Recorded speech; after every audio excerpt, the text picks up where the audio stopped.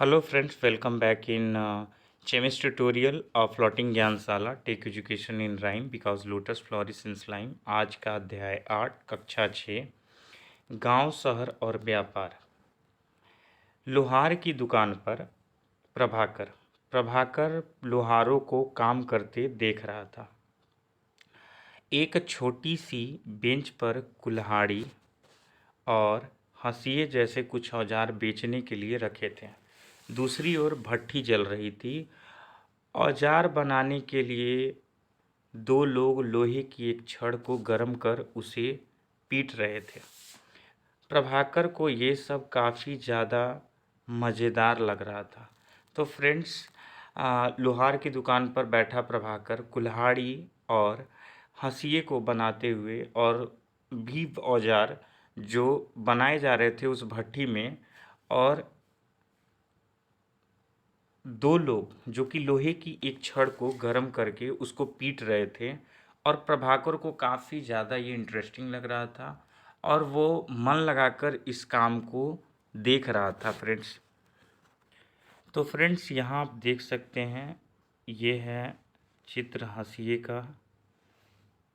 और ये फ्रेंड्स कुल्हाड़ी का चित्र है जिसको वो उस भट्ठी में लोहे की दुकान पर बना रहे थे। अब आते हैं फ्रेंड्स लोहे के औजार और खेती। लोहे का प्रयोग आज आम बात हो गया। तो फ्रेंड्स, आज लोहे का इस्तेमाल हर जगह होता है। लोहे की चीज़ें हमारी रोज़मर्रा की ज़िंदगी का हिस्सा बनी हुई है। उपमहाद्वीप में लोहे का प्रयोग लगभग 3000 साल पहले शुरू हुआ। महापाषाण कब्रों में लोहे के औजार और हथियार बड़ी संख्या में मिले हैं। तो फ्रेंड्स, जैसा कि आप देख रहे हैं, महापाषाण कब्रों में और लोहे के औजार मिले हैं और हथियार भी काफ़ी ज़्यादा संख्या में मिले हैं। अध्याय 4 में हमने इसके बारे में पढ़ा था। करीब 2500 साल पहले पर औजारों के बढ़ते उपयोग का प्रमाण मिलता है। तो फ्रेंड्स, हम ये पाते हैं कि लगभग 2500 पहले से हथियारों का इस्तेमाल आरंभ हो गया था, औजारों का इस्तेमाल आरंभ हो चुका था। जंगलों को साफ करने के लिए कुल्हाड़ियाँ और जुताई के लिए हल का इस्तेमाल होता था फ्रेंड्स। तो फ्रेंड्स, 2500 साल पहले औजारों के बढ़ते उपयोग का प्रमाण मिलता है। इनमें जंगलों को साफ करने के लिए कुल्हाड़ी और जुताई के लिए हलों के फाल शामिल थे। अध्याय 5 में तुमने पढ़ा था कि लोहे के फाल इस्तेमाल से कृषि उत्पादन बढ़ गया था। तो फ्रेंड्स, हम लोग पाएंगे कि धीरे धीरे समय बीतने के साथ साथ लोहे के औजार यानी कि लोहे के फाल का इस्तेमाल खेती में होने लगा था फ्रेंड्स, और जिससे पैदावार में बढ़ोतरी हुई थी। ये फ्रेंड्स औजारों की सूची दी गई है, चित्रों में नाम दिया गया है फ्रेंड्स, जैसा कि आप ड्राइंग में देख रहे होंगे। यहाँ पर ये हंसिया है, उसके अलावा ये कुल्हाड़ी का चित्र है और सड़सी का चित्र है। सड़सी का चित्र सबसे ऊपर देख रहे हैं आप फ्रेंड, सबसे नीचे जो है ये हंसिया है और बीच में फ्रेंड्स कुल्हाड़ी के चित्र है।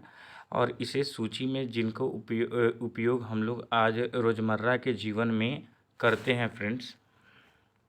तो फ्रेंड्स, टोंग्स कुछ ऐसे क्रॉस के आकार में हुआ करते थे फ्रेंड्स, और आप देख सकते हैं जैसा कि ये ऐसे करके कुल्हाड़ी का चित्र बना हुआ है फ्रेंड्स। और ये है फ्रेंड हंसिए का चित्र, जैसा कि आपने ड्राइंग में भी देखा था। प्रायः इसका इस्तेमाल खेती में किया जाता था फ्रेंड्स, और जिससे जैसा कि मैंने पहले ही कहा कि लोहे के फाल का भी इस्तेमाल होने लगा था। तो फ्रेंड्स, अब हम बात करेंगे कृषि उत्पाद बढ़ाने के लिए उठाए गए अन्य कदम और सिंचाई। समृद्ध गांव के बिना राजाओं तथा उनके राज्यों का बने रहना काफ़ी मुश्किल था, क्योंकि समृद्ध गांवों के लिए एक थे तो ही राजा मौजूद होते थे, क्योंकि राजाओं को एक तरीके से फ्रेंड्स ऐसा कहा जा सकता है कि राजा के जो राज्य थे वो समृद्ध गांवों पर ही निर्भर रहा करते थे। इसका मुख्य कारण था खेती से आने वाला उनको जो कर मिलता था फ्रेंड्स, उसी पर वो राज्य टिका रहता था और ये उसके आय का मुख्य साधन हुआ करता था, जिसको हम आगे फ्रेंड्स पढ़ेंगे। जिस तरह कृषि के विकास के में नए औजार तथा रोपाई काफ़ी ज़्यादा महत्वपूर्ण थे, उसी तरह सिंचाई की भी काफ़ी उपयोगी साबित हुए थे। तो फ्रेंड्स, सिंचाई की व्यवस्था को उम्दा बनाने से, बेहतर बनाने से पैदावार में बढ़ोतरी हुई थी और पैदावार में बढ़ोतरी होने से लोग जो थे कर ज़्यादा देते थे और जिस कारण से राजाओं का राज्य जो था वो टिका रहता था। तो इसीलिए कहा जा रहा है कि समृद्ध गांवों के बिना राजाओं तथा उनके राज्यों का बने रहना मुश्किल था। और सिंचाई की व्यवस्था के लिए प्रायः नहरें, कुएं, तालाब और कृत्रिम जलाशय बनाए गए थे फ्रेंड्स। तो जैसा कि हमने पहले ही जाना कि सिंचाई की व्यवस्था को और हथियारों का इस्तेमाल, जैसे कि फ्रेंड्स मैं बात करूं औजारों की, तो फाल जो कि पहले लकड़ी के होते थे, अब वो लोहे के बनने लगे थे, जिससे पैदावार में बढ़ोतरी हुई थी, जैसा हमने पीछे पहले भी पढ़ा। तो आइए फ्रेंड्स, हम लोग चार्ट में दिखाते हैं कि कौन कौन से बदलाव आए। खाली स्थानों में सही वाक्य को भरना है। तो राजा को सेना, महल और किले बनवाने के लिए धन चाहिए। धन के लिए वे किसानों से कर लेते हैं और किसान जो कर देते थे, अब उनके लिए बात ये थी कि सबसे पहले कर अदा करने के लिए किसानों को उत्पादन बढ़ाना था, ये फ्रेंड्स। और उत्पादन बढ़ाने के लिए सबसे पहले राजाओं ने सिंचाई की योजना बनाई और धन खर्च किया। उसके बाद लोगों द्वारा परिश्रम किया गया और किसानों को लाभ मिला, क्योंकि उत्पादन में बढ़ोतरी हुई। तो फ्रेंड्स, आपने देखा कि किस तरह से ये बदलाव देखने को मिले और उनके उत्पादन में बढ़ोतरी हुई, किसानों को इसके लिए लाभ भी मिला, उन्होंने अधिक परिश्रम करना शुरू कर दिया और अंततः पैदावार भी बढ़ गई और राजा भी इस तरीके से खुश हो गए और किसान भी इस तरीके से खुश हो गए। गांव में कौन रहते थे? तो फ्रेंड्स, बात करते हैं कि गांव में कौन रहा करते थे। तो उपमहाद्वीपों के दक्षिणी तथा उत्तरी हिस्सों के अधिकांश गांवों में कम से कम 3 तरह के लोग रहते थे। तमिल क्षेत्र में बड़े भूस्वामियों, जिनको वेलल्ला कहा गया है फ्रेंड्स, साधारण हलवाहों को उनवार कहते थे और भूमिहीन मजदूर जो थे उनको दास कैडिसियार और अधिमई कहते थे। तो फ्रेंड्स, आप देख सकते हैं कि दक्षिणी हिस्सों में 3 तरह के लोग थे जिनका नाम भूस्वामी, जैसे तमिल क्षेत्र में अलग अलग नाम थे, जैसे भूस्वामियों को वेलल्ला, हलवाहों को उनवार, भूमिहीन जो बिना जमीन के मजदूर होते थे उन्हें दास कैडिसियार कहा जाता था। देश के उत्तरी हिस्से में गांव का प्रधान व्यक्ति, जिसे ग्राम भोजक कहते थे, और अक्सर एक ही परिवार के लोग इस पद पर कई पीढ़ियों तक बने रहते थे। तो इस प्रकार फ्रेंड्स कहा जा सकता है कि ये जो पद था ग्राम भोजक का, ये वंशानुगत था। अक्सर एक ही परिवार के लोग इस पद पर कई पीढ़ियों तक राज करते थे, यानी कि यह पद आनुवंशिक था। ग्राम भोजक के पद पर आम तौर पर फ्रेंड्स, आमतौर पर ग्राम भोजक जो होता था ग्राम भोजक एक बहुत बड़ा भूस्वामी होता था। साधारणतया उनकी जमीन पर उनके दास और मजदूर काम करते थे। इसके अलावा प्रभावशाली होने के कारण से तो फ्रेंड्स उनके प्रभावशाली होने के कारण से राजा की कर वसूलने का काम उन्हें ही सौंपा जाता था। न्यायाधीश का और कभी पुलिस का भी काम ये लोग करते थे। ग्राम भोजकों के अलावा अन्य स्वतंत्र कृषक भी होते थे, जिन्हें गृहपति कहा गया है। इनमें ज़्यादातर छोटे किसान ही होते थे। इसके अलावे कुछ ऐसे स्त्री पुरुष थे फ्रेंड्स, जिनके पास अपनी ज़मीन नहीं हुआ करती थी। इनमें दास कर्मकार आते थे, जिन्हें दूसरियों की ज़मीन पर काम करके अपनी जीविका चलानी पड़ती थी। तो फ्रेंड्स दास कर्मकारों के पास खुद की ज़मीन नहीं थी। वे जीविका चलाने के लिए दूसरों के खेत में काम करते थे। और जो गृहपति कहलाते थे वो थे स्वतंत्र किसान, यानी कि एक आज़ाद किसान, जो कि इस काम को करते थे। मतलब कि वो छोटे इनमें गृहपति जो होते थे ये स्वतंत्र किसान होते थे। उसके अलावा जो छोटे किसान होते थे, इसके अलावा कुछ ऐसे स्त्री पुरुष थे जिनके पास ज़मीन नहीं थी, तो वो उनके यहाँ काम करते थे जिनके पास ज़मीन हुआ करती थी और अपनी आजीविका को चला। अधिकांश गांव में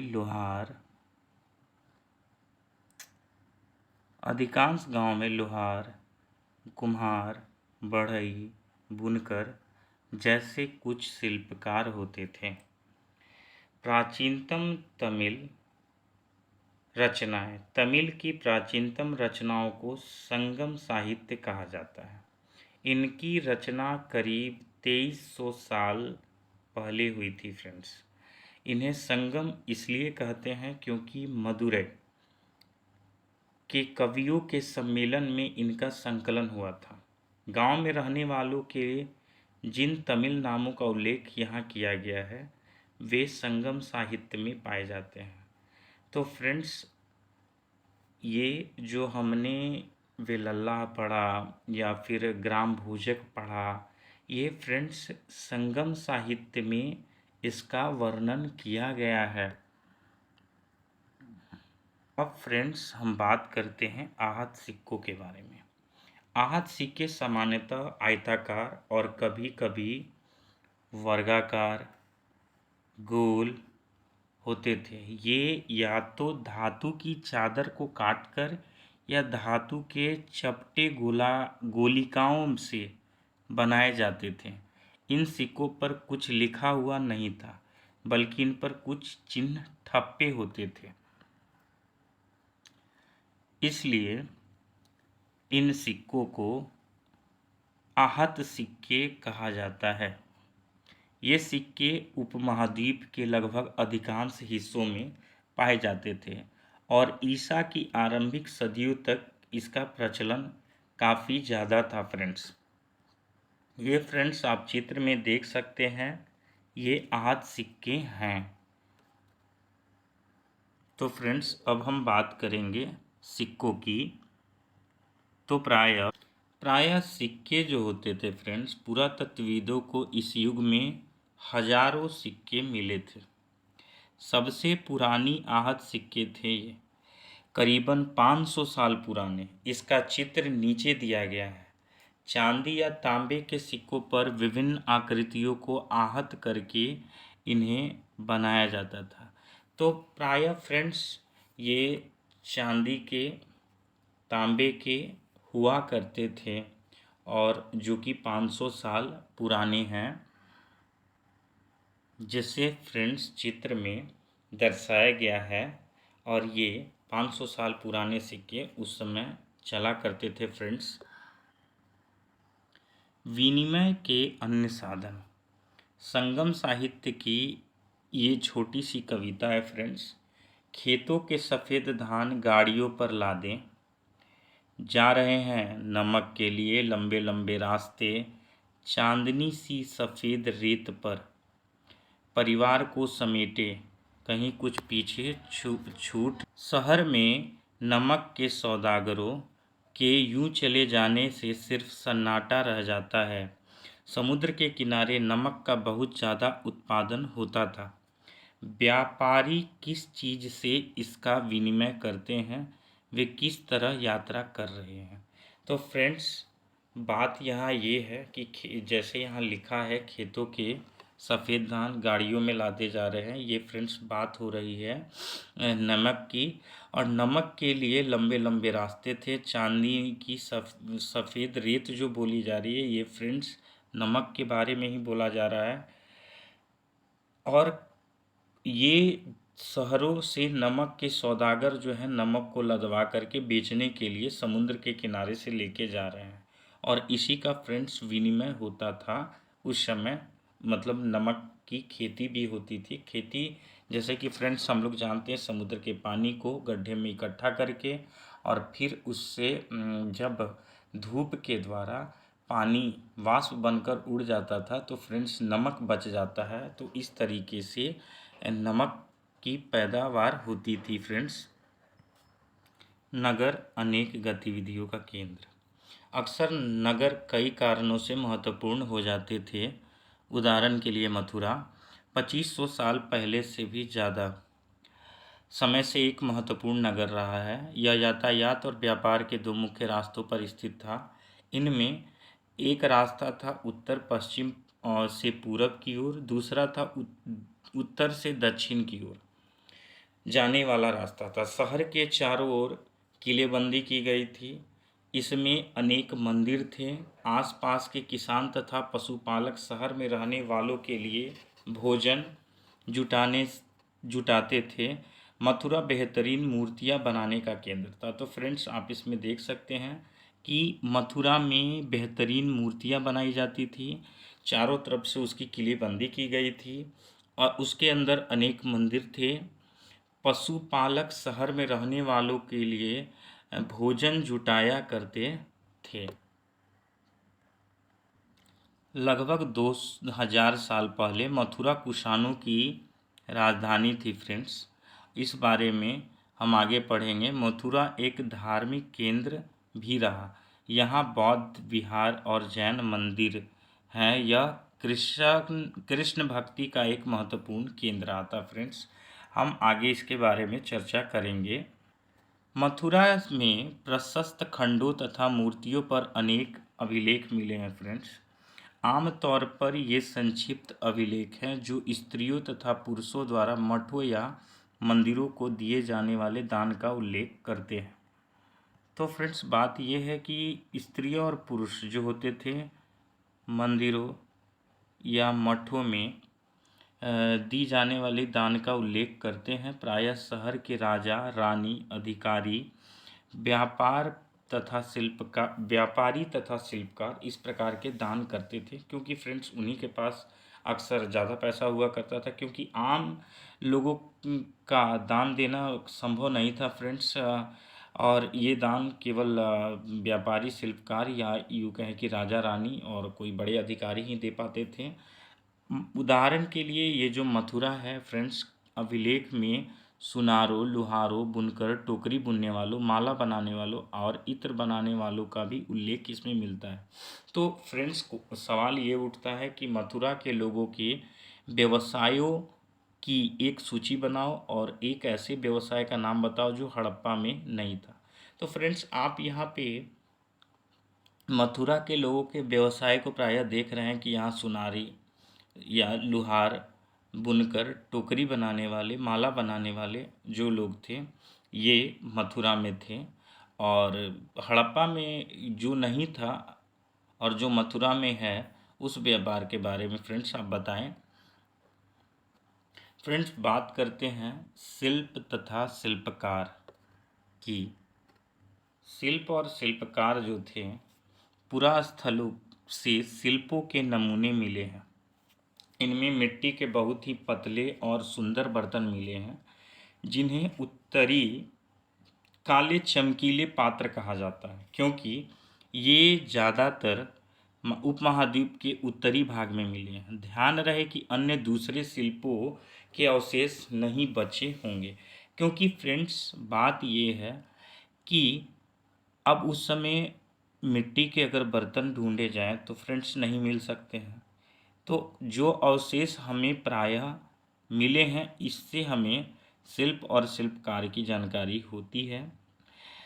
इसमें उत्तर में जो वाराणसी है फ्रेंड्स, और दक्षिण में जो मदुरई है, इसके प्रसिद्ध केंद्र थे। यहाँ स्त्री पुरुष दोनों काम किया करते थे। अनेक शिल्पकार तथा व्यापारी अपने अपने संघ बनाने लगे थे, जिन्हें श्रेणी कहा जाता था। यानी कि फ्रेंड्स, शिल्पकार और व्यापारी ने जो संघ बनाना शुरू किया था, वो प्रायः श्रेणी कही जाती थी। और वाराणसी और दक्षिण में मदुरई जो था, उत्तर में वाराणसी और दक्षिण में मदुरई, ये प्रसिद्ध केंद्र थे फ्रेंड्स, जहाँ पर कपड़ों का उत्पादन काफ़ी ज़्यादा मात्रा में होता था। और यहाँ पे स्त्री पुरुष, जैसा कि मैंने पहले कहा, दोनों काम करते थे। अब हम बात करेंगे फ्रेंड्स NBPW, उत्तरी काले चमके। ये एक कठोर चाक निर्मित धातु की तरह दिखने वाला तथा चमकदार काली सतह वाले पात्र है। इसे बनाने के लिए कुम्हार मिट्टी के बर्तनों को भट्ठों पर उच्च तापमान पर रखते थे, जिसके परिणाम स्वरूप इन बर्तनों की बाहरी, तो फ्रेंड्स बात कर रहे थे हम धातु से बने बर्तनों की, पात्र की, जिसे इसे बनाने में कुम्हार मिट्टी के बर्तनों के भट्ठों पर ज़्यादा तापमान पर इसको रखते थे। और जिस कारण से बर्तनों की बाहरी सतह फ्रेंड्स काली पड़ जाती थी, और इन पर एक पतली काली लेप भी लगाई जाती थी, जो इस बर्तन को शीशे के जैसे चमका देती थी फ्रेंड्स। तो ये जो NBPW बर्तन थे फ्रेंड्स, या पात्र कहें, तो ये उच्च तापमान पर भट्ठों में कुम्हार इसे पकाते थे, और इस पर एक काले रंग की लेप भी चढ़ाई जाती थी, और इस बर्तन को शीशे जैसे चमका दिया जाता था। तो फ्रेंड्स, हम बात कर रहे थे श्रेणियों के काम और प्रशिक्षण देना। तो फ्रेंड्स, श्रेणियों का काम प्रशिक्षण देना था, कच्चा माल उपलब्ध कराना, तैयार माल का वितरण करना। जबकि व्यापारी जो थे फ्रेंड, तो व्यापारियों का ग्रुप व्यापार करने का काम करता था। श्रेणियां बैंकों के रूप में प्रायः काम करती थी फ्रेंड्स, और पैसा जमा कर रखते थे। इस धन को निवेश लाभ के लिए किया जाता था फ्रेंड्स, यानी कि जो धन श्रेणियों के बैंकों में इकट्ठा होता था, वो उसी जगह पर लगाए जाते थे जहाँ से लाभ मिले, और प्रायः जो लाभ मिलता था उसको हिस्सों में बांटकर वही व्यापारियों के बीच में उसके हिस्से बंट जाया करते थे। और फिर मठ आदि धार्मिक स्थानों को फ्रेंड्स ये फायदे का जो, यानी कि ये कहा जाए कि जो मुनाफा होता था, वो धार्मिक केंद्रों में दे दिया जाता था। सूत काटना और बुनने के नियम। तो फ्रेंड्स, अर्थशास्त्र का उल्लेख किया गया है। अध्याय 7 में अर्थशास्त्र का उल्लेख है। इसमें वर्णन किया गया है किस प्रकार एक विशेष पदाधिकारी की देख रेख में कारखानों में सूत की कताई और बुनाई की जाती थी। ऊन, पेड़ों की छाल, कपास, पटुआ, सन को तैयार करने के काम में विधवाओं को काम पर रखा जाता था। सक्षम अक्षम महिलाओं, भिक्षुओं, वृद्धा, वेश्याओं, राजा की अवकाश प्राप्त दासियां, सेविकाओं और अवकाश प्राप्त देवदासियों को लगाया जाता था इस काम के लिए। तो फ्रेंड्स, आप देखेंगे कि ऊन, पेड़ों की छाल, कपास, पटुआ और सन को तैयार करने के लिए प्रायः वो औरतें काम करती थी जो कि रिटायर्ड होती थी दासियों के काम से, सेविकाओं के काम से, वृद्ध वैश्याओं, जो बूढ़ी वैश्याएं होती थी, भिखुनियाँ जो होती थी, और अन्य सूक्ष्म सक्षम अक्षम महिलाएं जो होती थी, और जो देवदासियाँ होती थी वो इस काम को करती थी। इन्हें इनमें काम के और गुणवत्ता के अनुसार पारिश्रमिक दिया जाता था। तो फ्रेंड्स, जैसा वो काम करती थी उसी के अनुसार पैसे मिलते थे। जिन महिलाओं को बाहर निकलने की अनुमति नहीं है, वे अपनी दासियों को भेजकर कच्चे माल को मंगवा लिया करती थी और फिर तैयार माल को भिजवा दिया करती थी। वे औरतें जो कारखाने तक जा सकती हैं, वे अपने माल कारखाने तक तड़के ले जाना पड़ता था, जहां उन्हें पारिश्रमिक मिलता था। फ्रेंड्स, तो बात हम कर रहे हैं फ्रेंड्स जहां उन्हें उनका काम करने का मेहनताना मिलता था। इस समय माल को अच्छी तरह जांचने के लिए रोशनी रहती है। अगर निरीक्षक उस औरत की तरफ देखता है या इधर उधर की बातें करता है तो उसे सज़ा मिलनी चाहिए। तो फ्रेंड्स, बात ये इधर होती थी कि इतनी रोशनी हो जानी चाहिए थी कि वो जो मालिक हो वो उसके काम को जांच पाए। उसके लिए उसे खुद कारखाने आकर के ये काम दिखा करके जाना पड़ता था और निरीक्षक उसके काम को देखता था। लेकिन उसके अलावे उस औरत से वो किसी तरह की बातें नहीं कर सकता था, और अगर करता था तो उसे प्रायः दंड मिलता था। अगर औरत ने अपना पूरा काम नहीं किया तो जुर्माना भी देना होगा, और उसके बदले में उसको अपना अंगूठा तक भी काट कर देना होता था। उन महिलाओं की सूची बनाओ जिन्हें निरीक्षक नियुक्त कर सकता था। क्या काम करने के दौरान महिलाओं को मुश्किलें झेलनी पड़ती थी?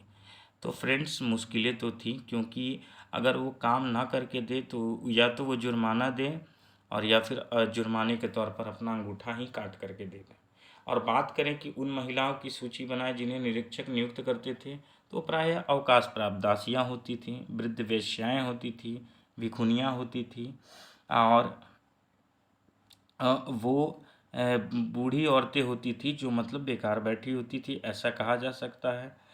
और निरीक्षक उन्हें नियुक्त करते थे प्रायः। फ्रेंड्स, बात करें सूक्ष्म निरीक्षक अरिक्का मेडू की। तो फ्रेंड्स, ये जो अरिक्का मेडू था, अरिक्का मेडू 2200 से 1900 साल पहले अरिक्का मेडू एक पतन था। यहाँ दूर दूर तक आए जहाज़ों से सामान उतारे जाते थे। ईंटों से बना एक ढांचा मिला है जो संभवतः गोदाम रहा होगा। यहाँ भूमध्य सागरीय क्षेत्र में एफोरा जैसे पात्र मिले हैं। उन्हें शराब या तेल जैसे तरल पदार्थ रखने में किया जा सकता है। इनमें दोनों तरह के पकड़ने के लिए हत्थे होते थे। साथ ही यहाँ एरेटाइन जैसे मुहर लगे लाल चमकदार बर्तन भी मिले हैं। इन्हें इटली के एक शहर के नाम पर एराटाइन के नाम पर फ्रेंड्स पात्र के नाम रखे गए हैं, और इसे मुहर लगे साँचे पर गीली चिकनी मिट्टी पर दबा कर बनाया जाता था। अभिलेख जो मिट्टी के बर्तन कई बर्तनों थी वो ब्राही लिपि में मिले हैं फ्रेंड्स, और में अभिलेख भी मिले हैं। प्रारंभ में तमिल भाषा के लिए इसी लिपि का प्रयोग होता था, इसीलिए इन्हें तमिल ब्राही अभिलेख भी कहा जाता है फ्रेंड्स। कुछ ऐसे बर्तन भी मिले हैं जिनका डिजाइन रोम का था, किंतु वे यही बनाए जाते थे। यहाँ रोमन लैंप, शीशे के बर्तन तथा रत्न भी मिले हैं। साथ ही छोटे छोटे कुंड भी मिले हैं जो संभवतः कपड़े की रंगाई के पात्र रहे होंगे। यहाँ पर शीशे और अर्ध बहुमूल्य पत्थरों से मनके बनाने के पर्याप्त साक्ष्य मिले हैं। रोम के साथ संबंध दर्शाने वाले साक्ष्य की सूची बनाइए फ्रेंड्स, जो बताते हैं कि रोम के साथ भी इसका संबंध। एक यूनानी नाविक द्वारा दिया गया विवरण। तो फ्रेंड्स, यूनानी नाविक ने जो विवरण दिया है वो कहानी है एक बेरीगाजा की, भरूच का यूनानी नाम की कहानी। बेरीगाजा सकरी खाड़ी में समुद्र से आने वालों के लिए नाव चला पाना काफ़ी मुश्किल होता था। राजा के द्वारा नियुक्त कुशल और अनुभवी स्थानीय मछुआरे ही यहाँ जहाज ला सकते थे।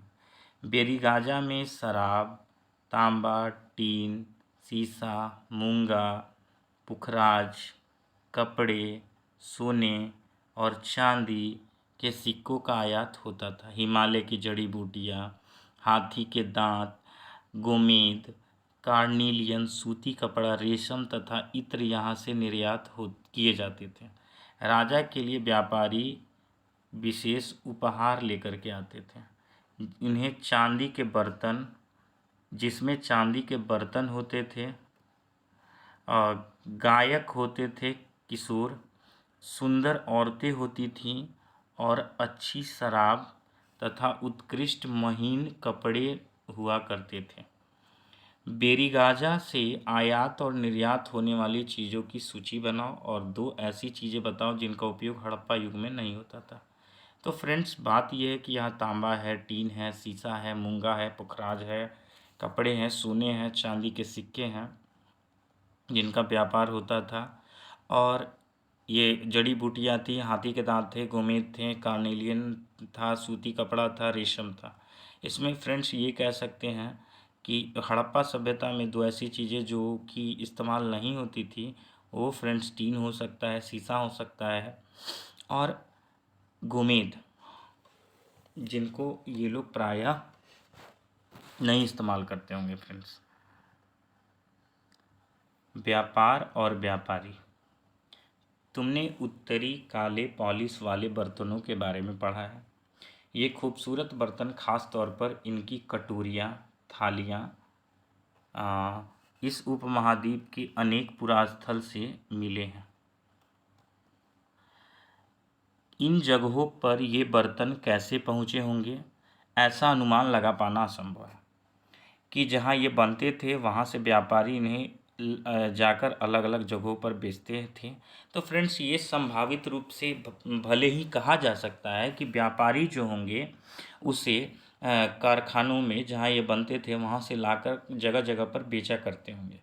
दक्षिण भारत सोना, मसाले, खास तौर पर काली मिर्च तथा कीमती पत्थरों के लिए काफ़ी ज़्यादा प्रसिद्ध था।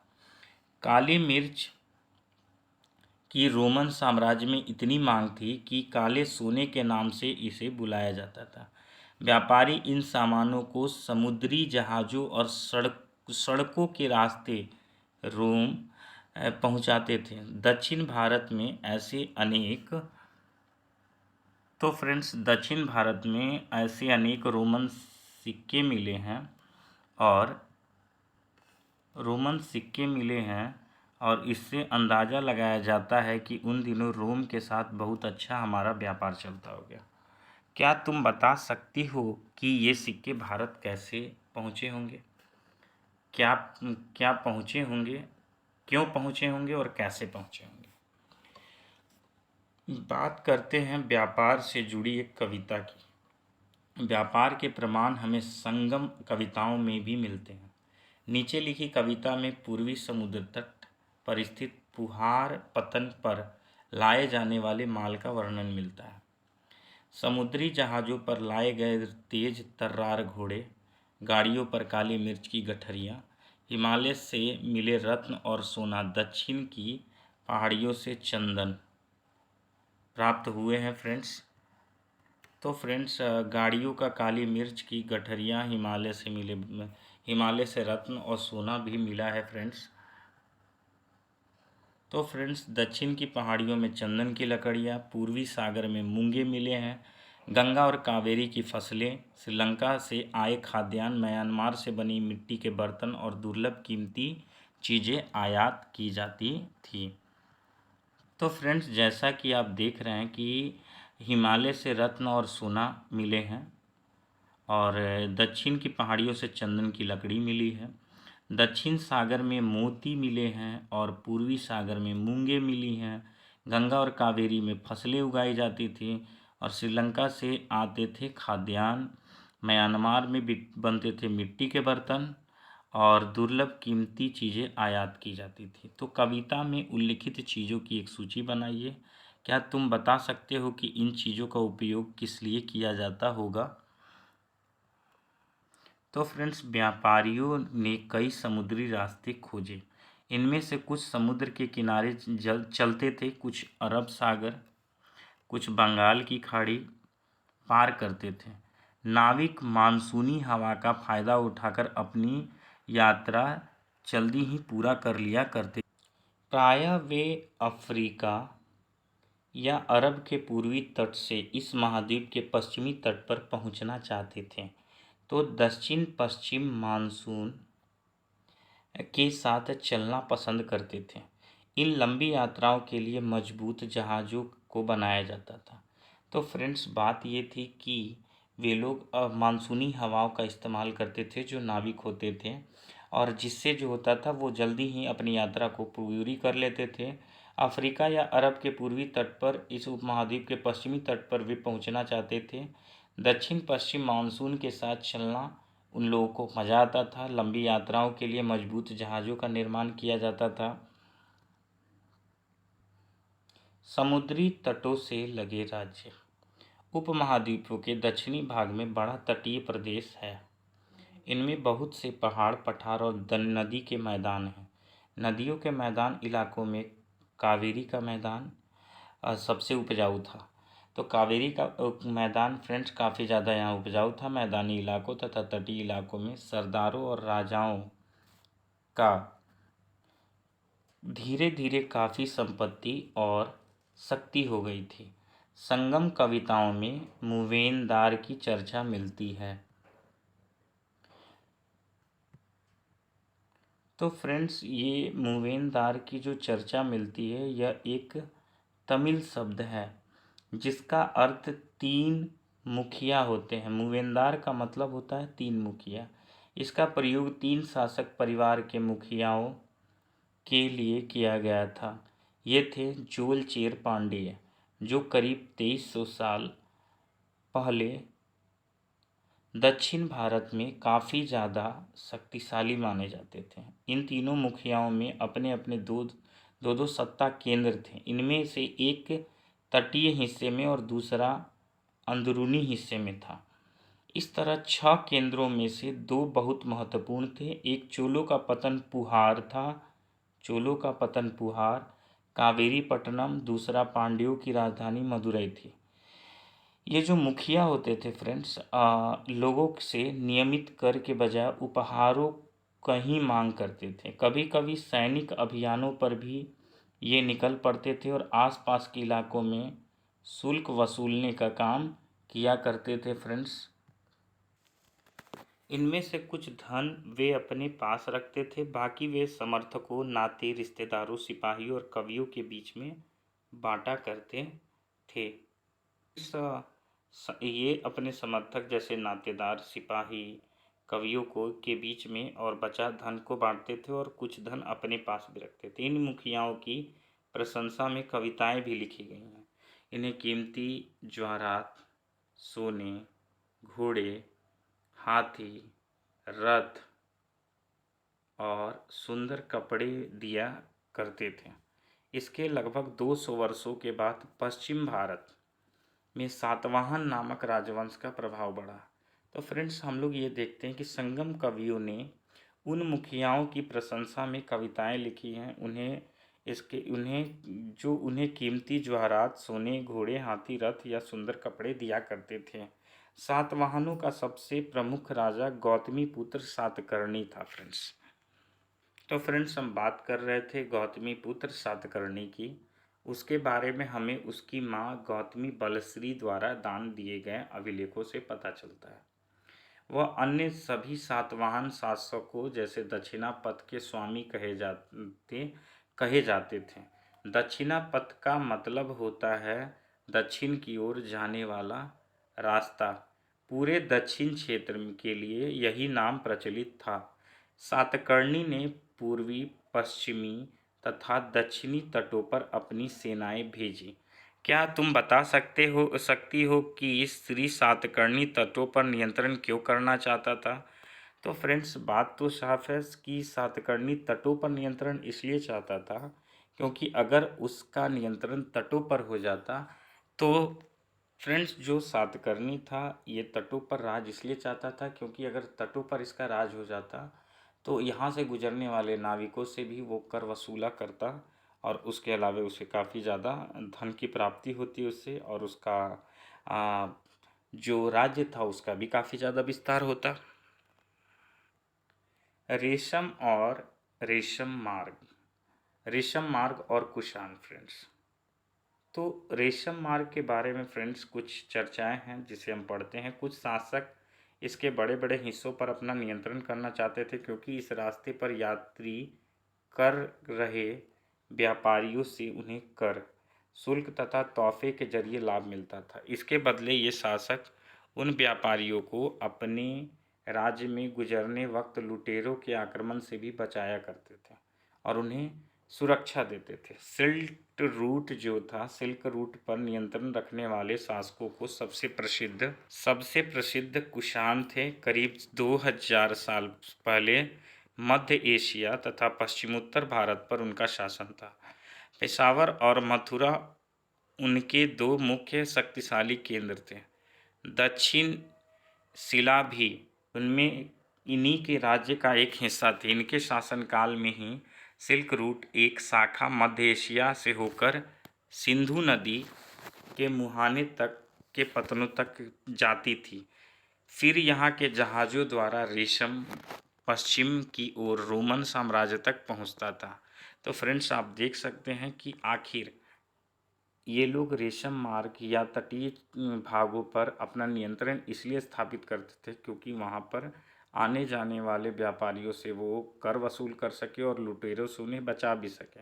तक्षशिला, जो कि इन्हीं के कुषाणों के राज्य का एक हिस्सा था। सिल्क रूट एक शाखा थी, मध्य एशिया से होकर सिंधु से मुहाने तक पतनों तक जाती थी। यहाँ जहाज़ों द्वारा रेशम पश्चिम की ओर रोमन साम्राज्य तक पहुँचता था। तो फ्रेंड्स, बात साफ थी कि जहाज़ों द्वारा जो रेशम जाते थे रेशम मार्ग से, जिसे सिल्क रूट कहा जाता था, वहाँ पे भी इन्हें कर वसूलने का काफ़ी ज़्यादा फ़ायदे होते होंगे। और ये लोग कर वसूलने का काम वहाँ पर करने के अलावा उन्हें लुटेरों से बचाते भी थे, जिस कारण से वे शासक जो हुआ करते थे ये ऐसी जगहों पर, यानी कि जैसे सिल्क रूट है या फिर तटीय क्षेत्र है, उन पर ये अपना नियंत्रण स्थापित करना चाहते थे। फ्रेंड्स, आज के लिए इतना ही।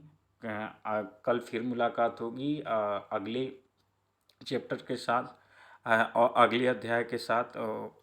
आज के लिए इतना ही। Okay, thank you.